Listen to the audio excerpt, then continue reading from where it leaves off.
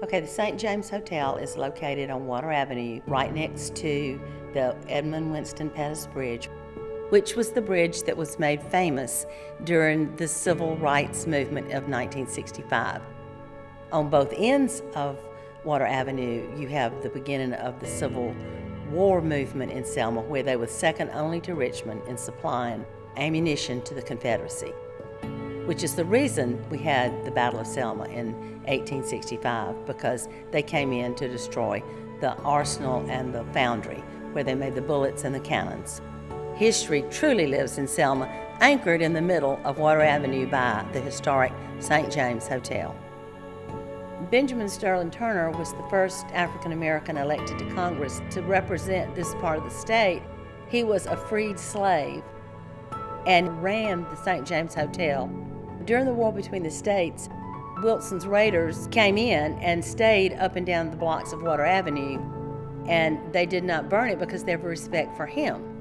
And that's why we have it today, because of Benjamin Sterling Turner, and why we have those buildings across the street that are antebellum. Talking about actually the St. James Hotel, we saved as much of the original as can be saved. This would be, to me, this is still the original staircase from 1837.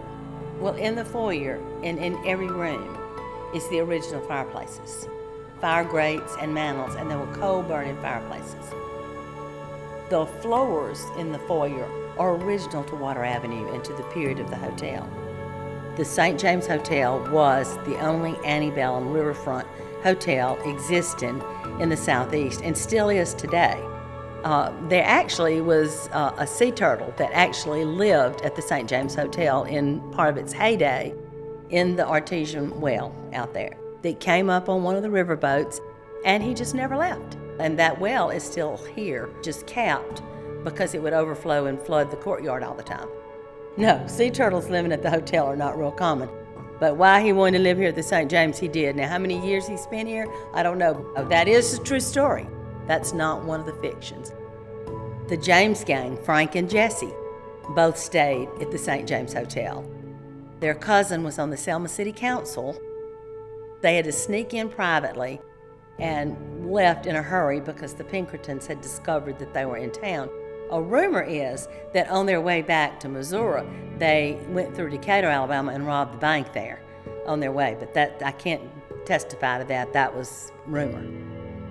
For years, we dreamed in the Office of Planning and Development under Elizabeth Driggers of taking this place and turning it back into a hotel. It had been a feed and seed company, it had been a tire recapping company, and who knows what else for tramps and vandals for the umpteen jillion years that it was closed. And we needed a place to keep the tourism that we had. We had a huge tourism industry. And we had everybody in town willing to talk. And one of the things we found out that we really needed, they wanted the St. James Hotel, because they knew too that it anchored at the heart of this city. Our past is our future in Selma, Alabama. Every piece of it, every part of it, every tree we lose, every building we lose a part of our past. And that every city doesn't have what Selma has. From this hotel, from the balconies, you see the Pettus Bridge and you can see the Navy Foundry, and on the other end of Water Avenue was the Confederate Arsenal. This was a Navy shipyard building, and they built the Brooke Cannon and all the ammunition. You can see Selma from Civil War to Civil Rights, from one end to the other. Most towns have one block of what we have 16 blocks of. We are one of a kind, and we've got to keep us one of a kind. If you had to ask me what our best asset was, it wouldn't be in our location or our climate, it would be its people. You find the most wonderful, gracious, loving people in this community. And the love that they have for each other, you don't find that anywhere else. We're a melting pot here, and Selma melts better than any city I've ever seen. It's not common in every city what is common in Selma. And this hotel is the beginning of another great comeback for this city.